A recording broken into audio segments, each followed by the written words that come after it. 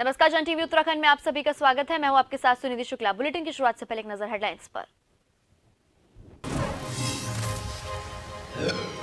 जोशीमठ में भूदसाव के चलते बिगड़ते जा रहे हालात, 600 से ज्यादा मकान खतरे की जद में। सीएम धामी आज करेंगे जोशीमठ का दौरा, लोगों को सुरक्षित स्थान पर पहुंचाने की कवायद तेज। प्रदेश में मैदान से लेकर पहाड़ तक सर्दी का सितम जारी, 7 प्रमुख शहरों में पारा 5 डिग्री तक लुढ़का। ऊंचाई वाले इलाकों में वर्षा और हल्की बर्फबारी की संभावना।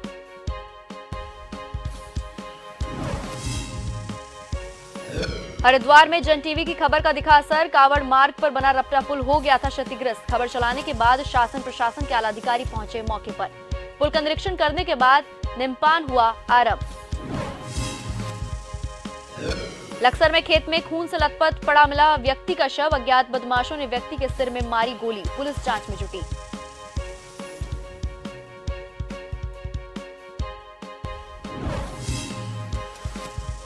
हाथी दांत तस्करी पर खाकी का शिकंजा, रुड़की पुलिस ने एक तस्कर को किया गिरफ्तार। हाथी के 2 दांत भी बरामद, 30 लाख बताई जा रही कीमत।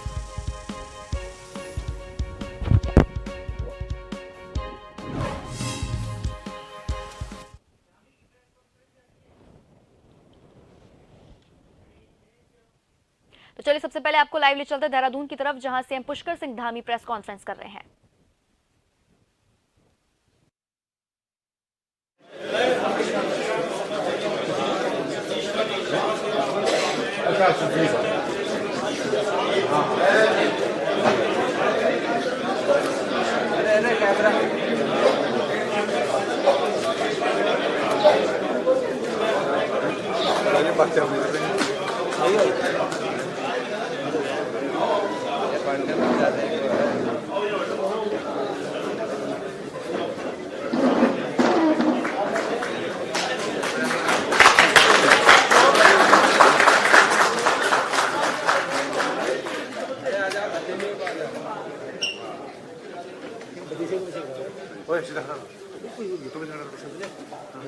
कार्यक्रम को आगे बढ़ाते हुए, क्योंकि मुख्यमंत्री जी को अभी जाना भी है, जोशीमठ जाना। आप सबको पता है कि जोशीमठ इस वक्त हमारे बीच में काफी एक महत्वपूर्ण विषय के रूप में सामने आया है, जिसके लिए आप मुख्यमंत्री जी भ्रमण करने जा रहे हैं। उससे पहले कार्यक्रम को थोड़ा हम सूक्ष्म कर रहे हैं। मैं अनुरोध करूंगा हमारे अध्यक्ष जयराम जी से, कृपया मुख्यमंत्री जी को सम्मान से भेंट करें।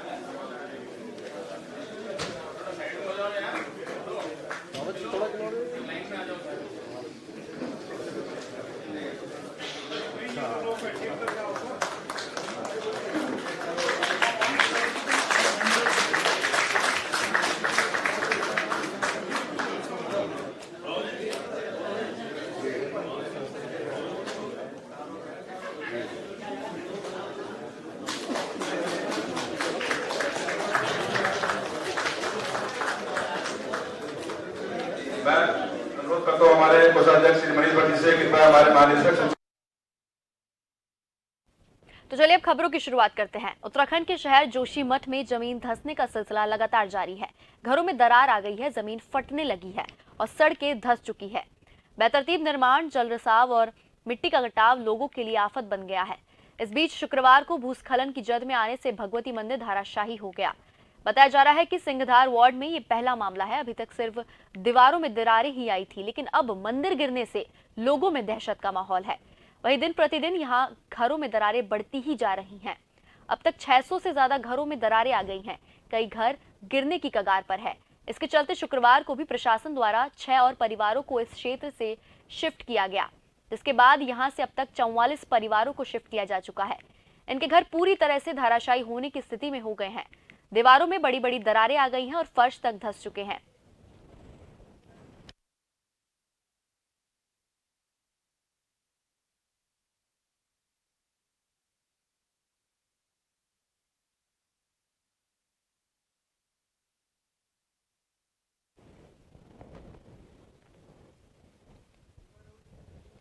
उत्तराखंड के जोशीमठ से खबर है, जहां पर जोशीमठ में जमीन धंसने का सिलसिला लगातार जारी है। भूस्खलन से कई घर धाराशाही हो गए हैं, कई घर गिरने की कगार पर पहुंच गए हैं। वहीं जोशीमठ की हालत देखकर अब धामी सरकार अलर्ट मोड पर आ गई है, एक्शन मोड पर आ गई है। इसी बीच शुक्रवार को भूस्खलन की जद में आने से भगवती मंदिर धाराशायी हो गया। बताया जा रहा है कि सिंघधार वार्ड में ये पहला मामला है। अभी तक सिर्फ दीवारों में दरारें ही आई थी, लेकिन अब मंदिर गिरने से जोशीमठ के लोगों में दहशत का माहौल फैल गया है। तस्वीरों में आप साफ देख सकते हैं कि जोशीमठ में घरों में कैसे दीवारों में दरार आ गई है। वहां पर रहना अब वहां के लोगों के लिए खतरे से खाली नहीं है। कई घर गिरने की कगार पर है। इसके चलते शुक्रवार को भी प्रशासन द्वारा 6 और परिवारों को इस क्षेत्र से शिफ्ट किया गया। अब तक 600 से ज्यादा घरों में दरारें आ गई हैं। यहां से अब तक 44 परिवारों को शिफ्ट किया जा चुका है। इनके घर पूरी तरह से धराशायी होने की स्थिति में है। दीवारों में बड़ी बड़ी दरारें आ गई हैं और फर्श तक धंस चुके हैं। तस्वीरों में आप साफ देख सकते हैं कि जोशीमठ की किस तरह की हालत हो गई है भूधसाव से।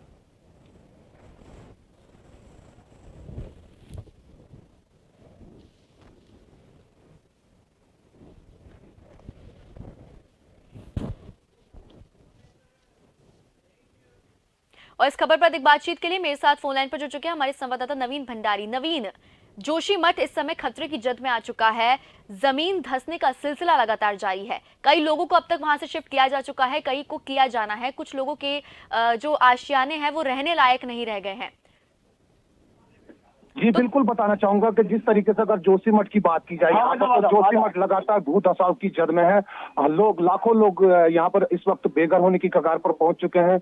लगातार शासन और प्रशासन से लोग मांग कर रहे हैं कि उनकी मदद की जाए, लेकिन कहीं ना कहीं बात की जाए अगर जोशीमठ नगर को लेकर के, तो जोशीमठ नगर इस वक्त पूरी तरह से पलायन होने की कगार पर पहुंचे। हालांकि मेरे सामने अभी बद्रीनाथ विधायक जी भी बैठे हुए हैं, उनसे मेरी बात चल रही है। उनका भी कहना है कि हम जितनी भी हमसे जो मदद होगी वो पूरी मदद हमसे की जाएगी। लेकिन देख सकते हैं जिस तरीके से अगर जोशीमठ देवनगरी की अगर हम यहाँ पर बात करते हैं, लगातार लोग मांग कर रहे हैं कि हमें बचाया जाए।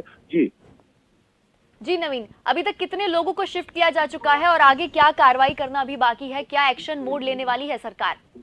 जी बिल्कुल, बताया जा रहा है कि 35 या 40 लोगों का भी शिफ्ट किया गया है यहाँ प्रशासन के द्वारा, लेकिन अभी भी जो है कि सैकड़ों की संख्या में लोग यहाँ पर बेघर होने की कगार पर जिस तरीके से पहुंच रहे हैं, लोग मांग कर रहे हैं। हालांकि अभी थोड़ी देर बाद प्रदेश मुखिया यहाँ पर पहुंचने वाले हैं। आगे का क्या हाल रहेगा वो अभी थोड़ी देर में हम आपको अपने चैनल के माध्यम से जानकारी देंगे। जी नवीन, अब तक 44 परिवारों को शिफ्ट किया जा चुका है, तो मैं जानना चाहूंगी कि इन्हें जहां पर भी शिफ्ट किया जा रहा है, क्या वो सुरक्षित जगह है? अगर किया जा रहा है तो कौन सी जगह इन लोगों को शिफ्ट किया जा रहा है? जी बिल्कुल, बताना चाहूंगा कि जिस तरीके से प्रशासन की टीम के द्वारा यहाँ पर उन लोगों को सुरक्षित स्थानों पर भेजा गया है, लेकिन कहीं ना कहीं उन लोगों का ये कहना है कि उन्हें वहां पर भी असुविधा महसूस हो रही है। लोग वहां पर भी अब नहीं मना कर रहे हैं वहां पर भी रहने के लिए। अब आगे क्या होगा अभी थोड़ी देर में स्वयं पता लग जाएगा क्या मुख्यमंत्री जी क्या दावे करते हैं यहाँ पर। जी चलिए, तमाम जानकारी साझा करने के लिए आपका धन्यवाद नवीन।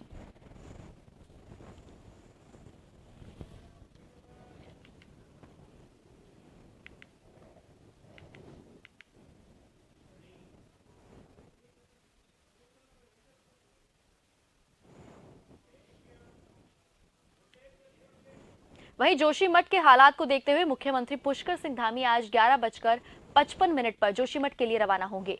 देहरादून पुलिस लाइन से हेलीकॉप्टर के जरिए मुख्यमंत्री रवाना होंगे। दोपहर 12:50 पर जोशीमठ पहुंचेंगे मुख्यमंत्री पुष्कर सिंह धामी। वहीं दोपहर 2:30 बजे मुख्यमंत्री जोशीमठ से देहरादून के लिए रवाना होंगे। सीएम धामी ने दिए संकटग्रस्त परिवारों के पुनर्वास की वैकल्पिक व्यवस्था निर्देश दिए हैं। जानमाल की सुरक्षा और बचाव पर ध्यान देने की जरूरत है, ऐसा सीएम धामी का ऐलान है। लोगों की मदद करना हम सबका दायित्व और जिम्मेदारी है। तात्कालिक और दीर्घकालिक योजना पर गंभीरता से कार्य करना होगा। सीएम धामी के अधिकारियों को ये निर्देश दिए गए हैं। मानसून से पहले जोशीमठ में सीवरेज, ड्रेनेज आदि के कार्य पूर्ण कर लिया जाए। स्थायी पुनर्वास के लिए पीपलकोटी और गौचर सहित अन्य स्थानों पर सुरक्षित जगह तलाशी जाए।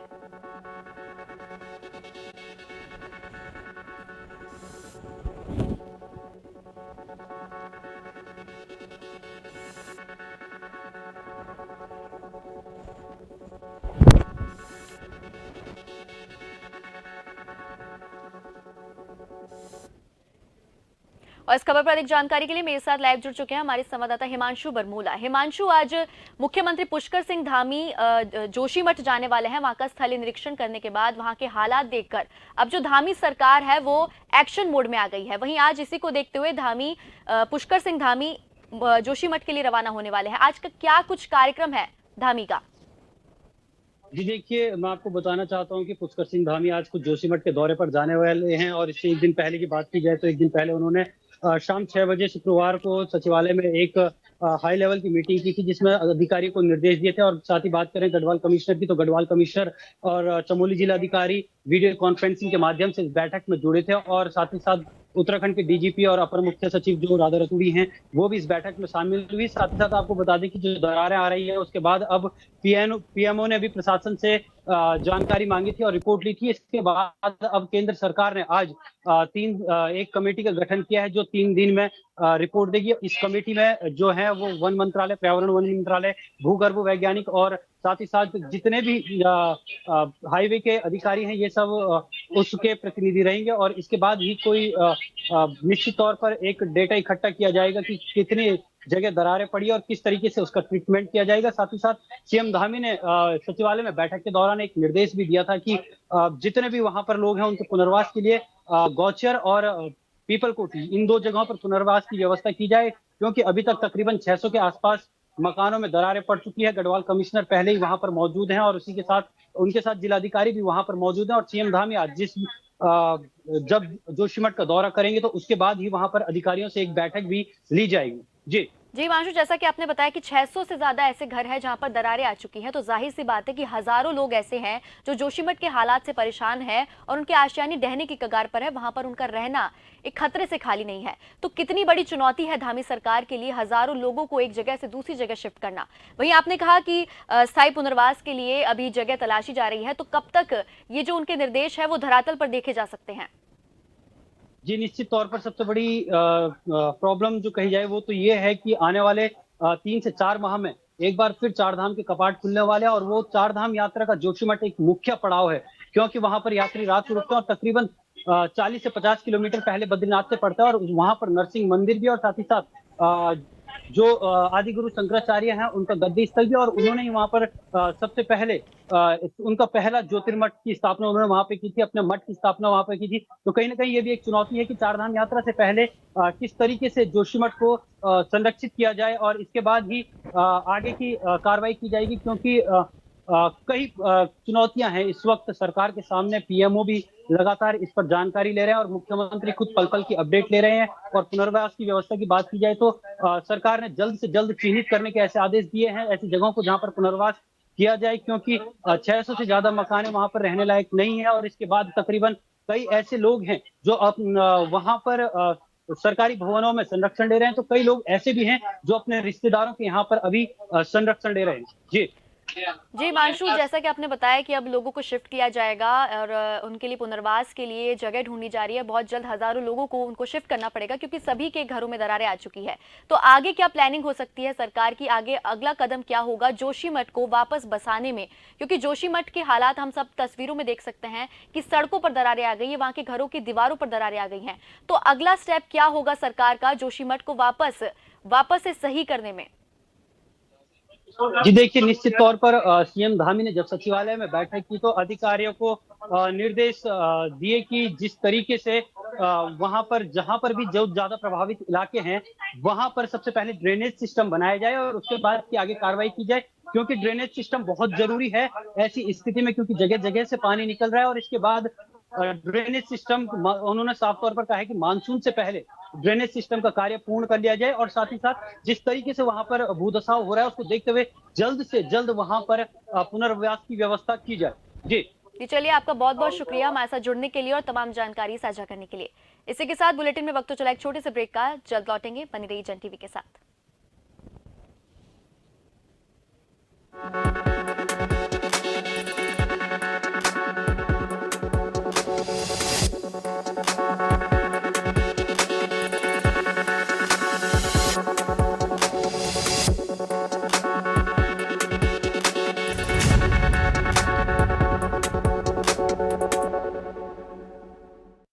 खबरें जो आप पर करती हैं सीधा असर, खबरें जिन पर होती है जनता की नजर, खबरें जिनकी तह तक पहुंचना है जरूरी और जो कसौटी पे हो पूरी।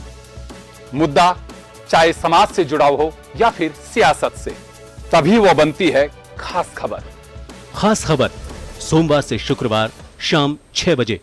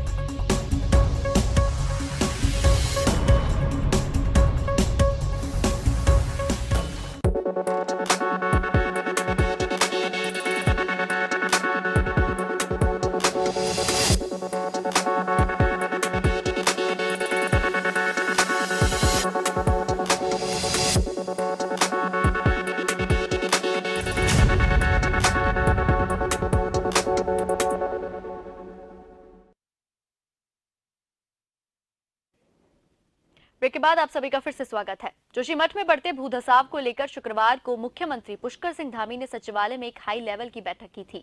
जोशीमठ की धरातलीय स्थिति को जानने के लिए राज्य सरकार ने पहले ही 14 आला अधिकारियों की एक विशेष टीम भेजी थी। बैठक में जोशीमठ से देहरादून पहुंची 14 डेलीगेशन की टीम वीडियो कॉन्फ्रेंसिंग के जरिए जुड़ी। प्राथमिक तौर पर वहां के हालात क्या है, इसकी रिपोर्ट वीडियो कॉन्फ्रेंसिंग के जरिए मुख्यमंत्री को दी गई। मुख्यमंत्री का कहना है कि सबसे पहली प्राथमिकता जोशीमठ के लोगों को सुरक्षित स्थान पर शिफ्ट कराने की है। इसके लिए जोशीमठ में करीब 600 परिवार ऐसे हैं जो खतरे की जद में आ गए हैं, जहां पर दरारें पड़ रही हैं। सीएम ने कहा कि प्राथमिकता के तौर पर अगर रेस्क्यू करना पड़े या उनके रहने के लिए कोई स्थान बनाना है तो इसके लिए एसडीआरएफ को तैनात किया गया है। वहीं ड्रेनेज सिस्टम को सही करने के लिए भी काम किया जा रहा है। राज्य सरकार ने एक और बड़ा फैसला लिया है। जो मकान ज्यादा खतरे की जद में है उन परिवारों को राज्य सरकार अगले 6 महीने तक हर माह 4,000 रुपए मुख्यमंत्री राहत कोष से किराया देगी।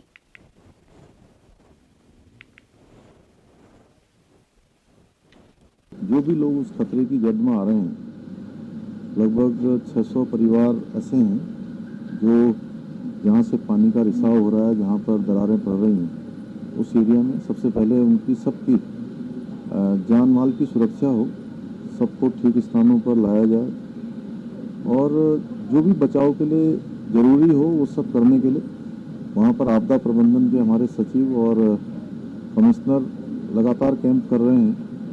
और आज यहाँ पर सभी प्रकार के जो बचाव के काम हो सकते हैं, कुछ काम ऐसे हैं कि जो तत्कालिक होने हैं, उसमें लोगों को जहाँ अगर रेस्क्यू करना पड़ा या उनके रहने के लिए अगर स्थान बनाना हो तो उसके लिए जरूरी जो काम है एसडीआरएफ भी करेगी, अन्य विभाग भी करेंगे। जोशीमठ भूधसाव के मामले में केंद्र सरकार पूरी तरह से अलर्ट है। केंद्र सरकार ने समिति बनाई है। 3 दिन में उस समिति को रिपोर्ट देनी होगी। समिति घटना और इसके प्रभाव की तेजी से स्टडी करेगी। कमेटी में पर्यावरण और वन मंत्रालय, केंद्रीय जल आयोग, भारतीय भूवैज्ञानिक सर्वेक्षण और स्वच्छ गंगा मिशन के प्रतिनिधि शामिल रहेंगे। जल शक्ति मंत्रालय की ओर से ज्ञापन में कहा गया है कि समिति बस्तियों, इमारतों, हाईवे, बुनियादी ढांचे और नदी प्रणाली पर भूधसाव के प्रभावों का पता लगाएगी।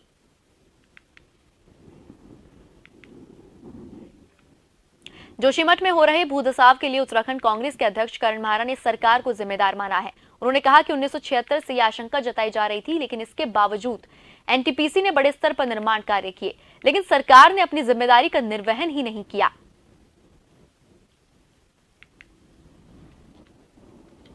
जिसकी जांच नहीं हो सकी। लेकिन जहां से वो विधायक बने थे वहां जोशीमठ जो नरसिंह भगवान का घर है, जो हमारे सनातन धर्मियों के जो हमारे ज्योतिर्मठ है वो है, उसके विषय में वो कुछ नहीं कहते, केवल राजनीति करते हैं। और आज हम लोगों ने प्रेस इसलिए की, वहाँ के हमारे पूर्व प्रमुख जी, वहाँ हमारे जो धर्म को देखने वाले हमारे जो नौटियाल साहब है वो, और हम सभी लोग आज इस चीज़ को लेकर कर रहे हैं। कल माननीय हरीश रावत जी जोशीमठ जा रहे हैं और 9 तारीख को मैं भी जा रहा हूँ, और हम भारतीय जनता पार्टी की सरकार के द्वारा उठाए जा रहे सभी कदमों पर पैनी नजर रखेंगे, और अगर वो सही नहीं लगे और जनता के हित में। प्रदेश में मैदान से लेकर पहाड़ तक अधिकांश शहरों में सर्दी का सितम बढ़ गया है। पिछले 24 घंटे में प्रदेश के 7 प्रमुख शहरों में न्यूनतम तापमान 5 डिग्री तक लुढ़का है। रविवार को उत्तरकाशी, पिथौरागढ़, रुद्रप्रयाग और चमोली जनपद के ऊंचाई वाले इलाकों में वर्षा और हल्की बर्फबारी होने की संभावना है। रुद्रप्रयाग, चमोली, पौड़ी, टिहरी, उत्तरकाशी में न्यूनतम तापमान 5 से 6 डिग्री के बीच रिकॉर्ड किया गया। केदारनाथ में न्यूनतम तापमान -4 डिग्री रहा। उत्तराखंड में शनिवार को भी मौसम शुष्क रहने की संभावना है। देहरादून का न्यूनतम तापमान सामान्य से 2 डिग्री नीचे है। तो वहीं मसूरी की बात की जाए तो मसूरी में ठंडी हवाओं ने हाल बेहाल कर दिया है।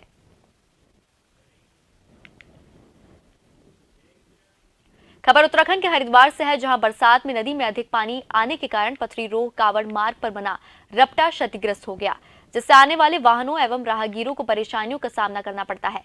जब जन टीवी चैनल ने खबर प्रकाशित की, जिसके बाद शासन प्रशासन के आला अधिकारी मौके पर पहुंचे और पुल का निरीक्षण किया। वहीं पुल का निर्माण कार्य आरंभ हो चुका है। निर्माण कार्य का शुभारंभ करने के लिए मौके पर पहुंचे ज्वालापुर विधानसभा विधायक इंजीनियर रवि बहादुर ने कहा कि मेरी विधानसभा के अंतर्गत आने वाले सभी निर्माण एक एक करके पूर्ण किए जाएंगे। जल्द ही पथरी से लेकर पूरनपुर तक की सड़क का निर्माण भी किया जाएगा।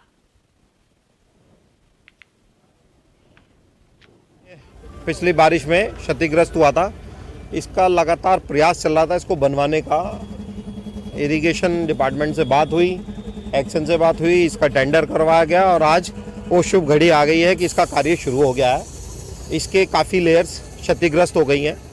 यहाँ पे मौके पे एई भी है, ठेकेदार भी है, उनको डायरेक्शन दे दिए गए हैं कि ये पूरा टूटेगा। जितना भी ये शिफ्ट हुए थे हमारे बम्बे, ये दोबारा से ठीक से दोबारा वहाँ पे वापस उसी पोजीशन पे पहुँचेंगे और ये दोबारा से पूरा का पूरा कॉजवे तैयार होगा।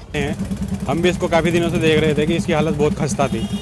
इसी प्रकार हमने फिर जनता के इस विकास के लिए अधिकारियों से और माननीय विधायक जी से बात की, उसमें बैठक की और इसके प्रस्ताव को डाला और आज ये कार्य हमने चालू कराया। उनका शुक्रिया अदा करते हैं कि उन्होंने आज इस पर काम शुरू किया। कहना यह है कि जो सामग्री यहाँ लग रही है सही सामग्री लगे, आने वाले टाइम में कोई ऐसी घटना ना हो। उत्तराखंड के लक्सर अज्ञात बदमाशों ने व्यक्ति के सिर में गोली मारकर मौत के घाट उतार दिया। बदमाश घटना को अंजाम देने के बाद मौके से फरार हो गए। व्यक्ति का शव ब्राह्मण वाला और प्रहलादपुर गांव के बीच खेत में खून से लथपथ पड़ा हुआ मिला। सूचना मिलने के बाद एसपी देहात स्वप्न किशोर सिंह सहित हरिद्वार एसएसपी अजय सिंह मौके पर पहुंचे और घटना का जायजा लिया। मृतक व्यक्ति खानपुर थाना क्षेत्र के प्रहलादपुर गांव का रहने वाला बताया जा रहा है। वहीं घटना शुक्रवार देर शाम की है।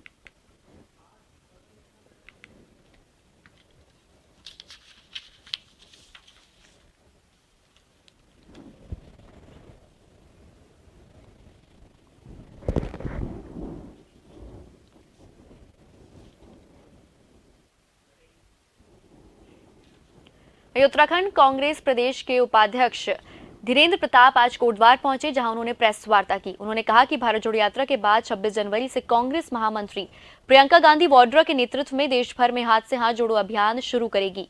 कांग्रेस पार्टी देश भर में भाईचारा, देश के समग्र विकास, बेरोजगारी और महंगाई के विरुद्ध इस अभियान के तहत एक व्यापक जनसंपर्क अभियान चलाएगी, जो 26 जनवरी से शुरू होकर 26 मार्च को समाप्त होगा।